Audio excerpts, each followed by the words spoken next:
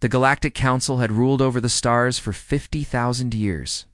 Their empire stretched across 847 different worlds, each one home to a different alien species. Every planet followed the same laws, used the same technology, and lived by the same rules. The Council believed this was the only way to keep peace in the galaxy. They were proud of their system. They called it perfect. For all those thousands of years, the Council had one simple rule for new species. Any civilization that wanted to join the galaxy had to wait. They could not reach out to the stars until they invented faster-than-light travel on their own. This was Protocol 7, the most important law in the Council's book. Breaking this rule meant punishment. Sometimes it meant the complete destruction of an entire civilization. Earth had no idea this rule existed. In the early 20th century, humans invented the radio. They sent signals into space without thinking about who might be listening. Music, news, and simple messages traveled through the darkness between stars. Humanity was saying hello to the universe, but they did not know they were breaking an ancient law. The Council heard these signals. In their great chambers on the capital world, the leaders gathered to discuss what to do. Earth's radio waves proved that humans existed, but humans had no way to travel between stars yet. They were primitive. They were dangerous. Most importantly, they had broken Protocol 7. Arbiter Valtheros was the one who studied Earth the most. He was a tall being with blue skin and 4 arms. His species had joined the Council 12,000 years ago. He had seen many civilizations rise and fall. When he looked at the data from Earth, he felt something he rarely felt anymore. He felt fear. Humans were different from other species the Council had found. They fought wars against each other constantly. They built weapons that could destroy their entire planet. They created art and music that made no logical sense. They asked questions about everything. They never seemed satisfied with what they had. They always wanted more, always wanted to know more, always wanted to go further. Valtheros wrote a long report for the Council. His recommendation was clear. Earth needed to be suppressed immediately under Article 42. This article allowed the Council to contain any civilization that might disturb the peace of the galaxy. Containment usually meant one thing. The species would be quietly eliminated, and no one would ever know they existed. The Council approved his plan. In 2034, a fleet of invisible ships arrived in Earth's orbit. They used cloaking technology that made them completely undetectable. At least, that was what the Council believed. The ships watched and waited. They studied every city, every government, every military base. They were preparing for the final decision about humanity's fate, but someone on Earth saw them. Her name was Priya Sharma, and she was only 17 years old. She lived in Mumbai and spent most of her time breaking into computer systems for fun. She was not supposed to be looking at military satellites. She was not supposed to be running programs that detected strange patterns in space. But Priya did not care much about rules. On a hot Tuesday evening, her computer screen showed something impossible. There were shadows in space. Not shadows made by blocking light, but shadows made by something bending the electromagnetic fields around Earth. The pattern was too perfect to be natural, too organized to be a mistake. Priya realized the truth in seconds. There were ships up there. Alien ships, and they were hiding. She could have reported this to the government. She could have called the military. Instead, Priya did what any teenager in her generation would do. She posted everything on the internet. The data, the images, the analysis. All of it went online in less than an hour. She used every social media platform she could find. She sent it to news organizations, scientists, and conspiracy theorists. The information spread like fire.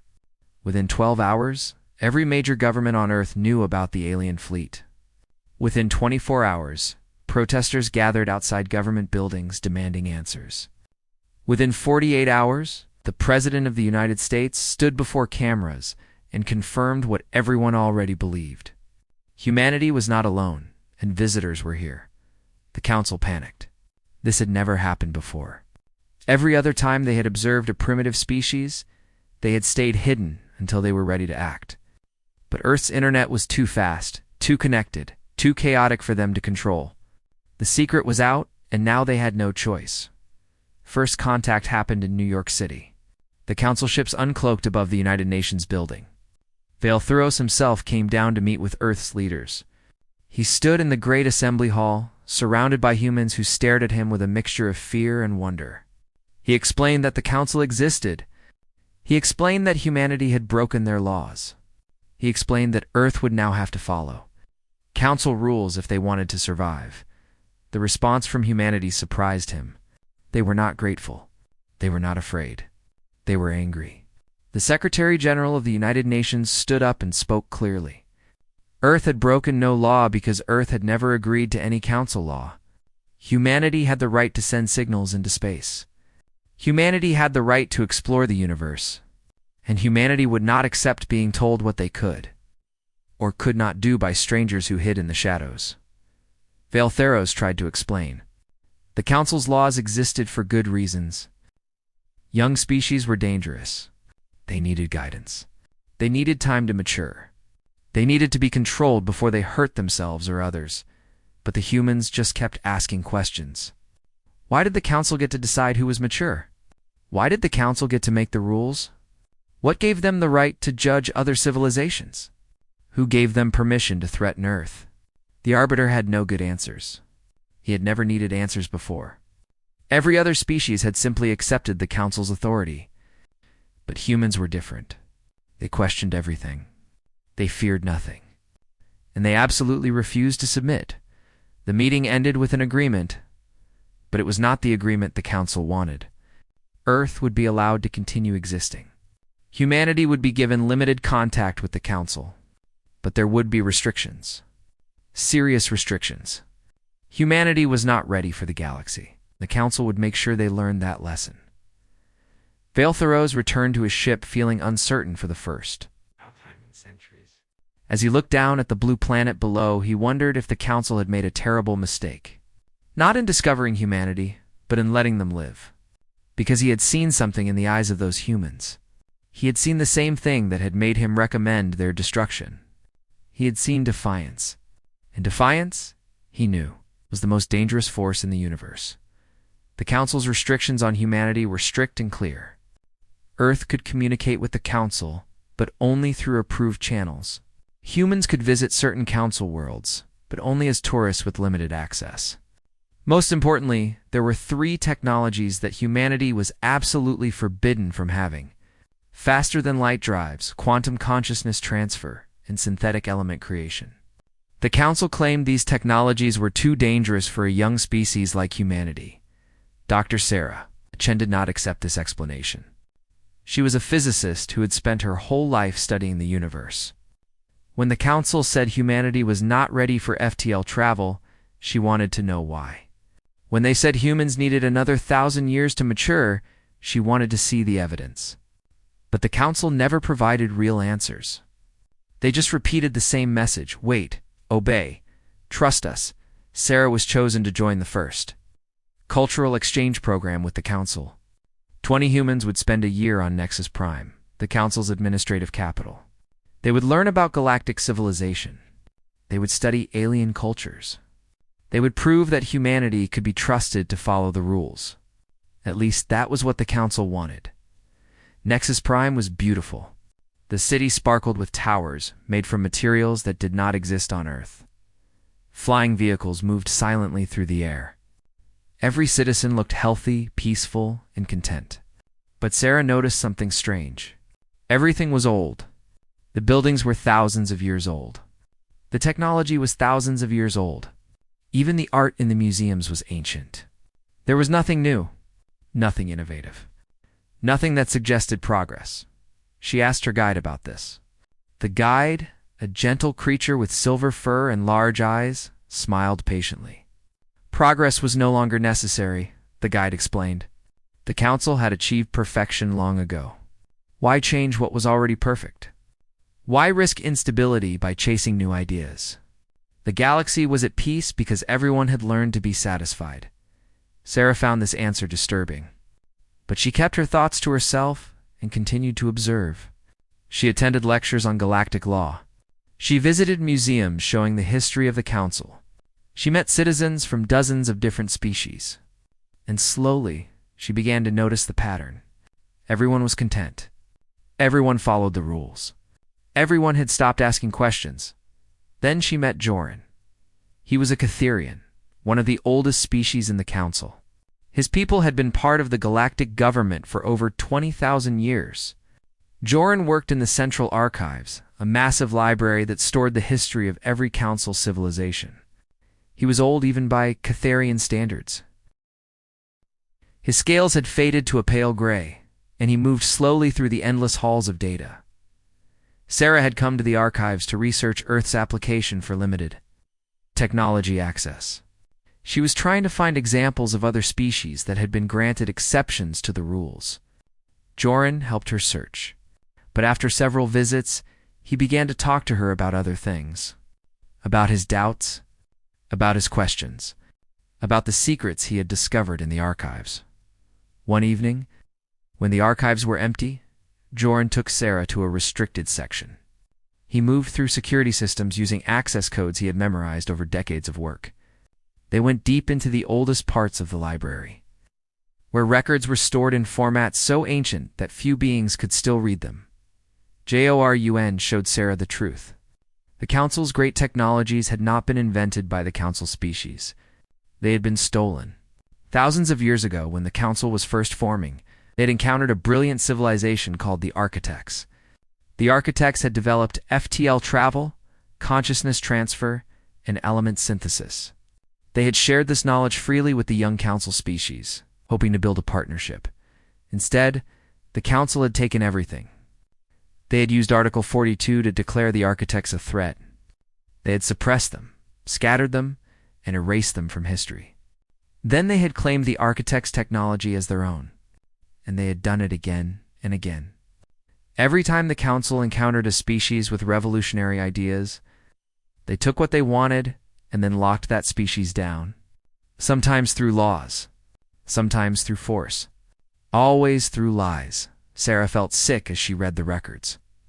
16 different civilizations had been absorbed by the Council. 16 times, brilliant minds had been silenced, so the Council could maintain their monopoly on advanced technology. The Council's perfection was built on theft and suppression. Joran gave her data chips containing everything. Complete designs for FTL drives, mathematical formulas for quantum systems, blueprints for matter synthesis. All of it was stolen knowledge, locked away for thousands of years. He told her to take it back to Earth. He told her to make sure humanity did what the Architects could not. Fight back. Sarah smuggled the data off Nexus Prime by hiding it inside tourist halls of her trip. The security scans saw only images of museums and monuments. They did not detect the compressed technical data buried in the visual files. When she returned to Earth 6 months later, she carried with her the keys to technologies the Council had forbidden. She did not go to the government first. She did not go to the military. Instead, Sarah uploaded everything to the scientific community's private networks. She sent the data to universities' research labs and independent scientists around the world. She made sure copies were stored in hundreds of locations where they could not be erased. The response was immediate. Physicists recognized the value of the FTL equations instantly. Engineers began testing the element synthesis designs. Neurologists studied the consciousness transfer protocols. Within weeks, proof-of-concept experiments were showing positive results. Within months, Earth's best minds were making progress. The Council said would take centuries. The breakthrough came from a team in Singapore. They built the first human-designed FTL drive using the Architect's principles adapted for Earth technology. It was crude compared to Council ships, but it worked. In a secret test in deep space, the experimental vessel named Defiance jumped to Alpha Centauri and back in less than a day. The news could not be contained. When the Defiance returned to Earth's orbit, the whole world celebrated. Humanity had achieved faster-than-light travel, not by asking permission, not by waiting for Council approval, by taking knowledge that was freely given by a dead civilization and using it to fulfill an ancient human dream, the dream of reaching the stars. The Council's response came within hours. An official message was transmitted to every government on Earth. The construction and use of FTL technology without Council authorization violated 23 different articles of galactic law. Humanity was ordered to surrender the defiance, destroy all FTL research, and submit to a full investigation. Failure to comply would result in immediate sanctions and possible military intervention. Earth's response was simple. The Secretary General sent a one-sentence reply: "We refuse."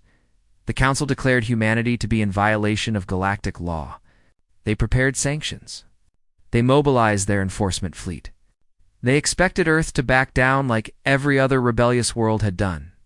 But they did not understand humans. They did not understand that being told something was forbidden only made humans more determined to have it. Sarah Chen watched the news from her lab. She knew this was only the beginning. The Council would try to crush humanity. They would use every tool they had to force compliance.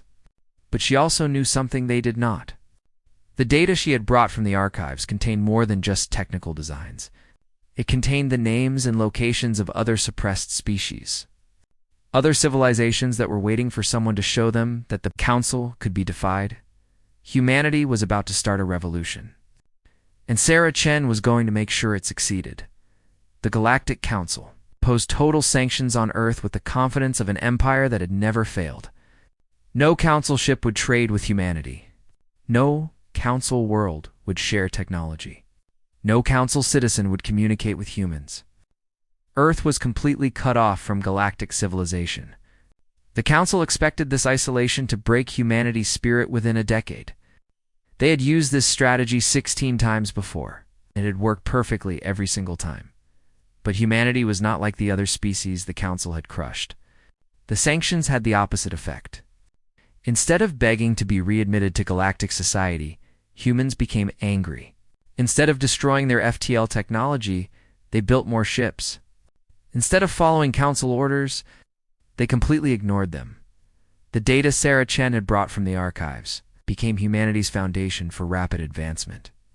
Scientists around the world studied the stolen designs and improved them. The Council's technology had not changed in thousands of years. It was stable, but it was also stagnant. Human engineers looked at these ancient designs and saw countless ways to make them better, faster, and cheaper. The first major breakthrough came from a research station on Mars, using the principles of synthetic element creation. They developed biosynthetic fusion reactors that were half the size of Council models, but produced twice the power. The technology spread across Earth's solar system within months. Every space station, every ship, every colony got the new reactors for free. Humanity shared everything openly.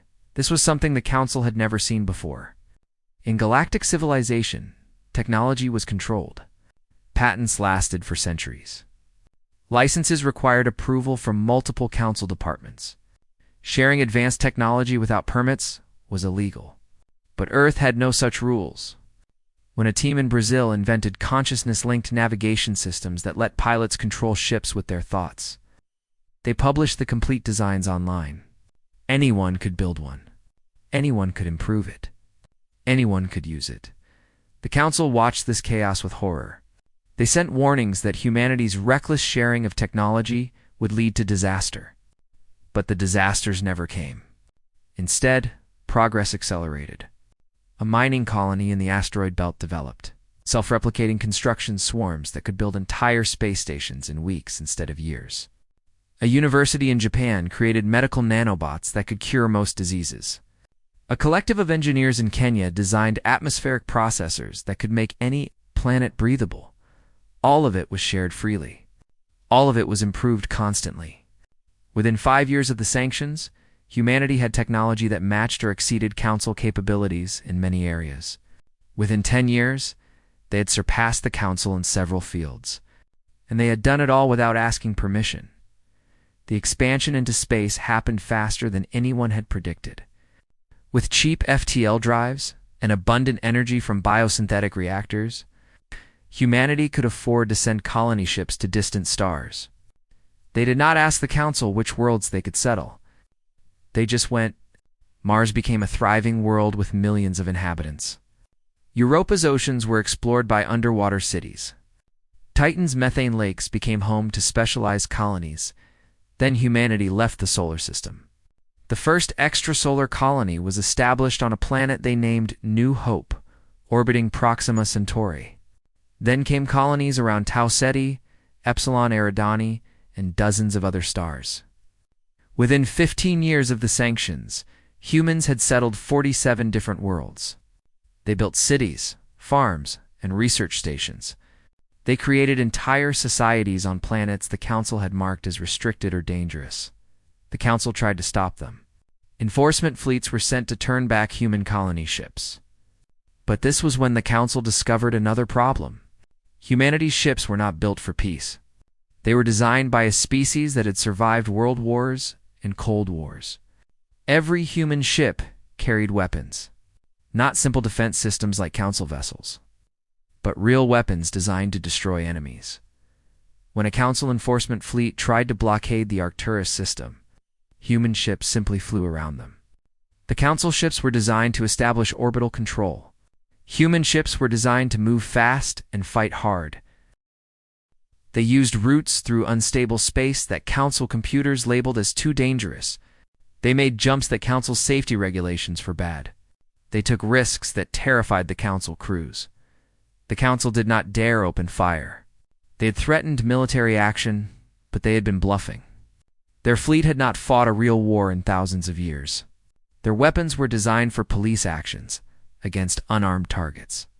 The idea of actual combat against a prepared enemy was unthinkable. So they watched helplessly as human ships ignored their blockades and went wherever they wanted.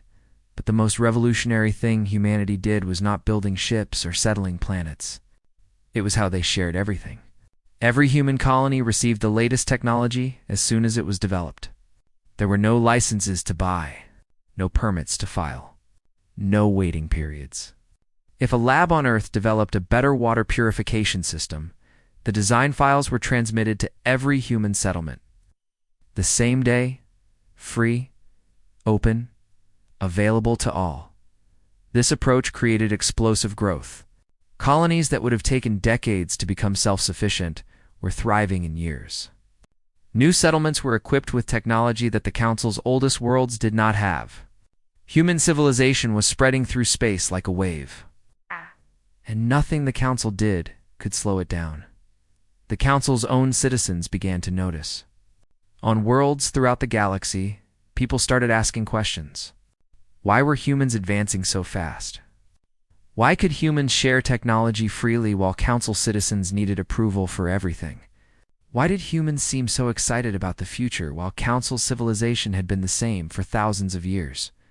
These questions made the Council very nervous. For the first time in millennia, their own people were comparing themselves to outsiders and finding their civilization lacking. The Council's response was to tighten restrictions and increase censorship. They tried to prevent their citizens from learning too much about humanity, but information was leaking through. And some people were starting to think that maybe the Council's perfect system was not so perfect after all. Arbiter Valtheros watched all of this with growing concern. He had warned the Council that humanity was dangerous. He had recommended their destruction. Instead, the Council had chosen sanctions, believing that isolation would work. Now, 15 years later, humanity was stronger than ever. They controlled more worlds than many Council species. They had technology that rivaled or exceeded Council standards.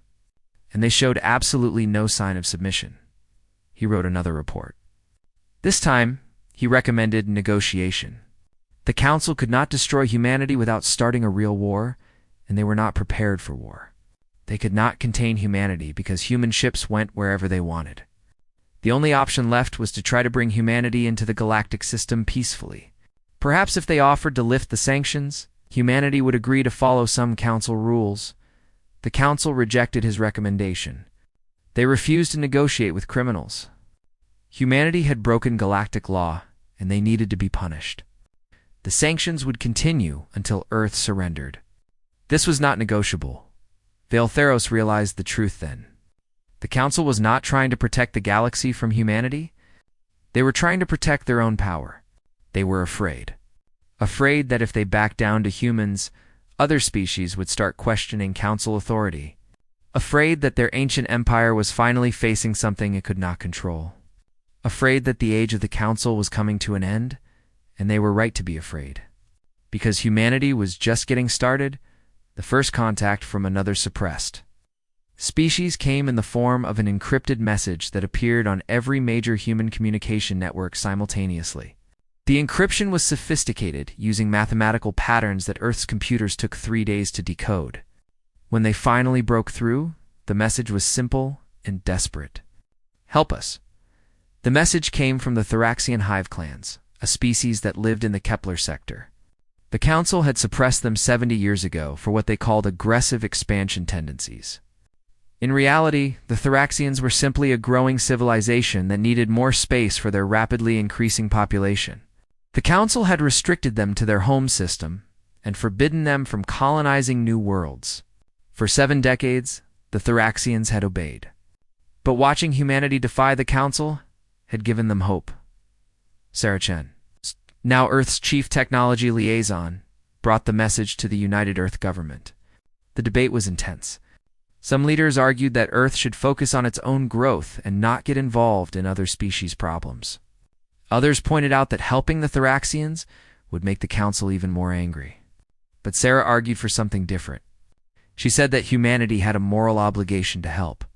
The Council had tried to suppress Earth and failed. How many other civilizations were trapped under Council rule, waiting for someone to show them that freedom was possible? Earth's response to the Thraxians was clear. They transmitted complete technical data for FTL drives, biosynthetic reactors, and construction systems. Everything humanity had developed, everything they had learned from the architects' stolen knowledge, all of it was sent freely to the Thraxian hive clans, with a simple message: build, grow, be free. The Thraxians built their first FTL ship within 6 months. Within a year, they had established colonies on 4 new worlds. The Council declared this illegal and threatened military action. The Thraxians ignored them completely. They had learned from humanity that Council threats were mostly empty. The enforcement fleet that came to stop them found Thraxian ships equipped with weapons and defense systems that humanity had helped them design. The Council fleet retreated without firing a shot. Other species began reaching out to Earth. The crystalline vermeth, whose unique way of thinking had made the Council declare them incompatible with galactic civilization, sent messages asking for help. They had been restricted to their homeworld for 2,000 years.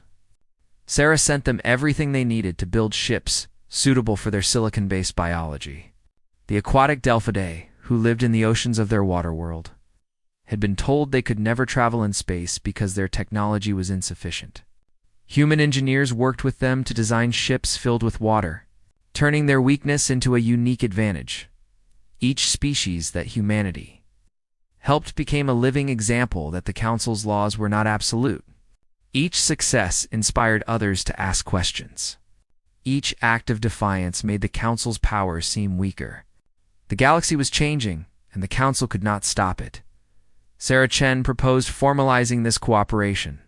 In a speech transmitted across human space and sent secretly to dozens of restricted species, she announced the creation of the Alliance of Free Worlds. The founding principle was revolutionary. No civilization had the right to limit another's potential. Any species that wanted to join the Alliance would receive free access to all Alliance technology. In return, they would share their own discoveries. The Alliance would be built on cooperation, not control. The Council declared the Alliance illegal under 17 different statutes. They labeled it a terrorist organization dedicated to destroying galactic peace. They threatened that any species joining the Alliance would face complete sanctions and possible military action. They expected this would stop the movement. They were wrong. Within months, 34 species had joined the Alliance. Some were civilizations the Council had suppressed. Others were Council members who were tired of ancient restrictions. A few were young species that had been contacted by humanity instead of the Council. All of them shared one thing in common. They believed that freedom to grow and explore was more important than the Council's outdated laws. The Council did try to use military force once. They sent a battle fleet to the Defied homeworld with orders to destroy the orbital shipyards, where the aquatic species were building their first space vessels. It was meant to be a demonstration, a message to the Alliance that the Council could still enforce its will through violence if necessary, but the Council had badly miscalculated. Human ships arrived before the Council fleet could fire a shot. Not military vessels, but cargo ships, science ships, and civilian transports. Hundreds of them. They positioned themselves between the Council fleet and the Defied world. The commander of the human civilian fleet sent a simple message to the Council admiral. "If you want to destroy our friends, you will have to go through us first." The standoff lasted for 3 days. The Council fleet had enough firepower to destroy the human ships easily, but doing so would mean killing thousands of civilians in an unprovoked attack. It would mean starting a real war with humanity, and the Council knew they would lose such a war. Not because humanity was stronger militarily, because the moment the Council started killing civilians, every suppressed species in the galaxy would rise up. The Council's power was built on the appearance of legitimate authority. Massacring civilians would shatter that appearance forever. The Council fleet withdrew. They claimed it was a strategic retreat, but everyone knew the truth. The Council had blinked. They had backed down. Their threats were revealed as empty. The Emperor, as humans like to say, had no clothes. After that incident, species rushed to join the Alliance. The number grew from 34 to over 100 within a year. Alliance technology spread rapidly. Civilizations that had been stagnant for thousands of years under Council rule suddenly began innovating again. The Vermeth crystalline networks enabled faster-than-light communication that did not require ships to carry messages. The Thoraxian resource distribution systems eliminated poverty on Alliance worlds by ensuring fair allocation of goods. The Defied biological databases helped cure diseases across a dozen different species. Sarah Chun traveled constantly between Alliance worlds, coordinating technology, sharing, and helping new members integrate. She was 73 years old now, but rejuvenation treatments developed through Alliance cooperation had given her the health of someone half her age. She had become the face of the Alliance, the human who had started it all. The Council made one final attempt to stop the movement through legal means. They announced that they were bringing formal charges against Sarah Chen for crimes against galactic stability. The charges included theft of classified information, distribution of restricted technology, inciting rebellion, and violating 147 different articles of galactic law. The penalty, if convicted, would be permanent consciousness imprisonment. A punishment worse than death. Sarah could have ignored the charges. She could have stayed in Alliance space where the Council had no power. But she chose differently. She announced that she would attend the trial voluntarily. She would go to Nexus's Prime and face the Council's judgment. Her friends and colleagues thought she was insane. But Sarah had a plan. She arrived on Nexus Prime accompanied by lawyers from 40 different Alliance species. The trial was supposed to be a show of Council power. Instead, it became a show of Council weakness. The courtroom was packed with representatives from Alliance worlds. The proceedings were broadcast across the galaxy, watched by billions of beings. And when Sarah took the stand to give her final statement, she did not defend herself against the charges. Instead, she put the Council on trial. She spoke about the architects and the 16 civilizations the Council had destroyed. She presented evidence from Joran's archives, documents that proved the Council's greatest technologies were stolen. She talked about the thousands of species that had been held back, restricted, and suppressed so that the Council could maintain its power. She asked one simple question. What gives you the right? The Council had no answer. Because there was no answer, their authority was based on nothing but age and force. They had ruled for 50,000 years, not because they were wise, but because they were first. And now, finally, someone had stood up and said no. The verdict came after 3 weeks of testimony. The judges, all Council members, looked uncomfortable as they delivered it. The charges against Sarah Chen were dismissed, not because she was innocent, but because the laws she had broken were were no longer considered valid by significant portions of the galaxy. The Council could not enforce laws that most species no longer respected. Sarah Chen walked out of the courthouse a free woman, and the galaxy knew that the Council's age of absolute power was over.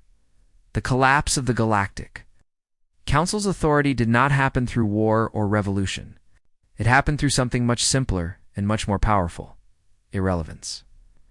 As more species joined the Alliance of Free Worlds, the Council's decrees carried less and less weight. Their laws were ignored. Their threats were dismissed. Their once mighty empire became nothing more than a collection of worlds, clinging to ancient traditions while the rest of the galaxy moved forward. The Alliance grew rapidly after Sarah Chen's trial. Species that had been watching from the sidelines, uncertain whether to risk joining, saw that the Council could not even convict the Alliance's most visible leader. If Sarah Chen could walk into the Council's capital and walk out free, then clearly the Council's power was broken. Within 2 years of the trial, the Alliance had grown to over 600 member worlds. But the Alliance was not trying to replace the Council. That was the crucial difference. Humanity and its partners were not building a new empire. They were building something that had never existed in the galaxy before. A true cooperative where every species had an equal voice, where technology was shared freely, where the only rule was that no one could force their will on anyone else. The results were transformative. On Alliance worlds, poverty became a distant memory. The Thoraxian distribution systems ensured that everyone had access to food, shelter, and basic necessities. Disease was conquered through the combination of human medical knowledge, Delphidae biological understanding, and the crystalline computing power of the Vermith. Education became universal as species shared their knowledge freely. A human child could learn mathematics from Thoraxian teachers. A Delphidae youth could study physics from human scientists. Knowledge flowed in all directions. Technology advanced faster than anyone had thought possible.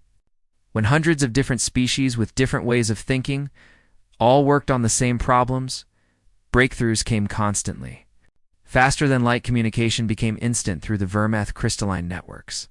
Energy became unlimited through improved fusion reactors that could run on hydrogen found in any star.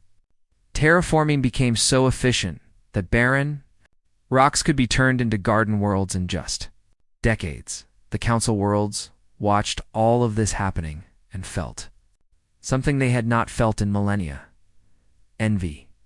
Their own civilizations had been stable for so long that stability had become stagnation. Nothing changed. Nothing improved. Nothing excited anyone anymore.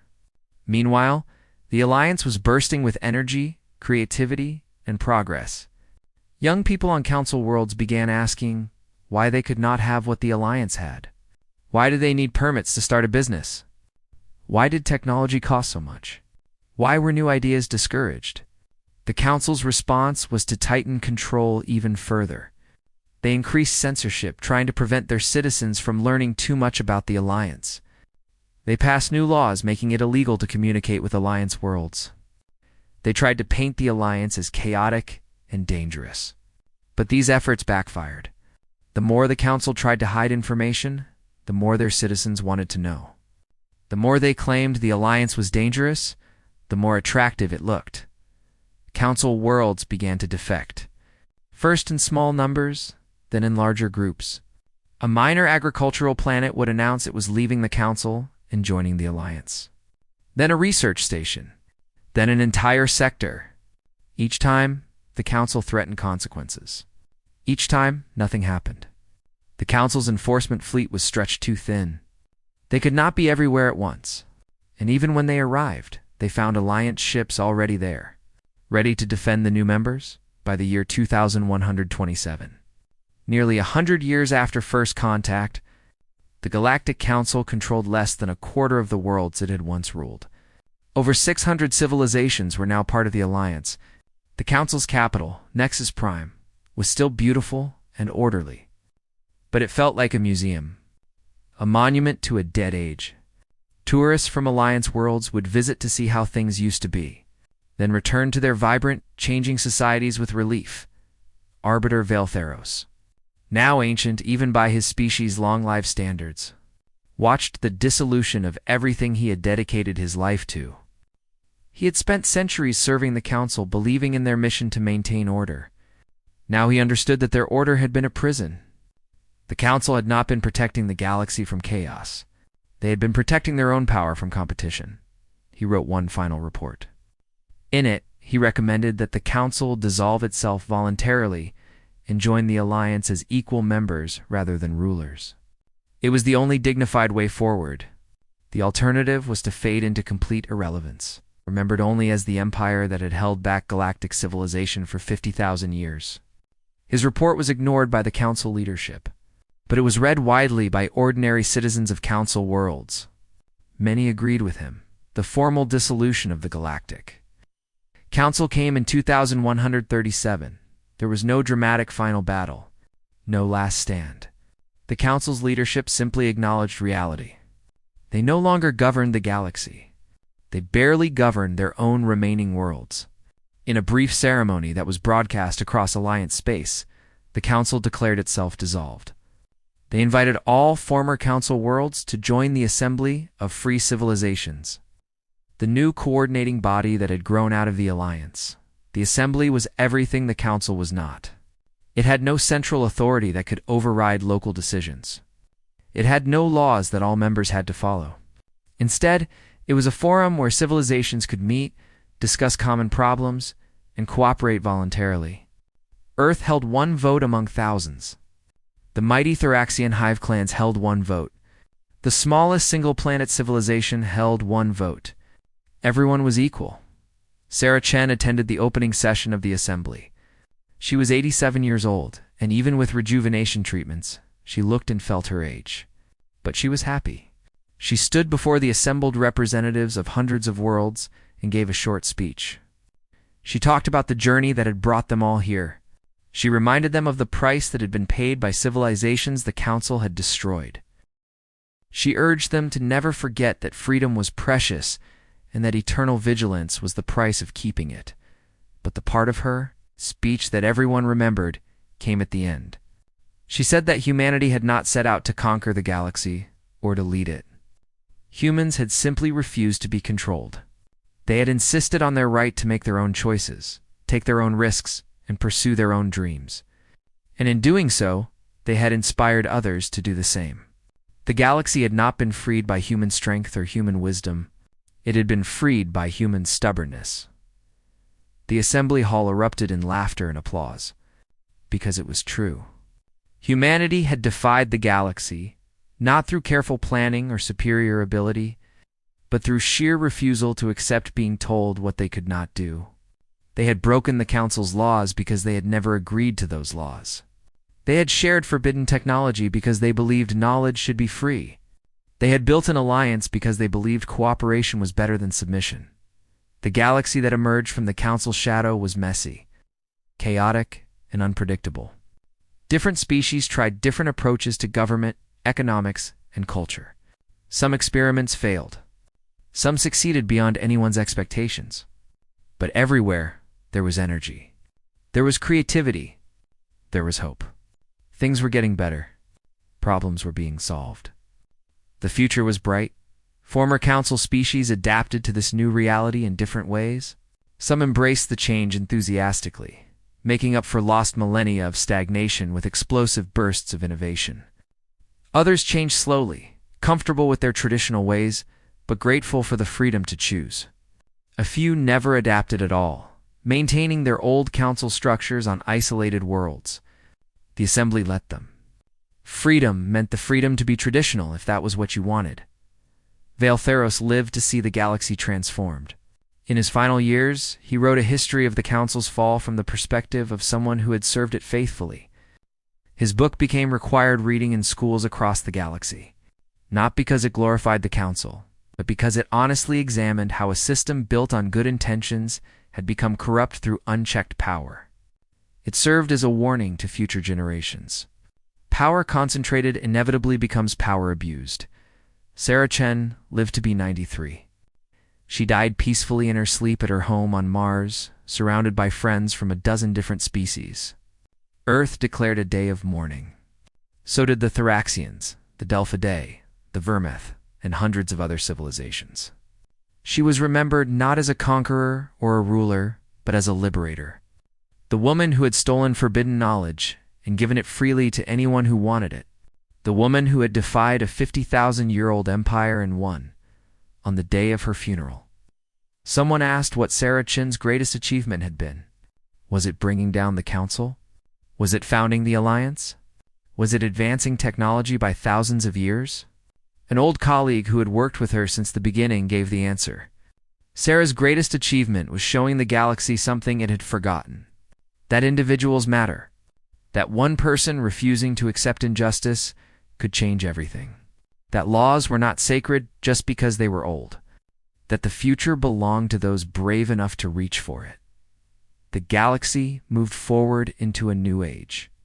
An age without empires or overlords. An age where every species charted its own course and cooperated with others by choice, not compulsion. An age that was made possible because one species, newly emerged into the stars, had looked at the galaxy's ancient laws and said no. Humanity had defied the galaxy. And in doing so, humanity had freed it.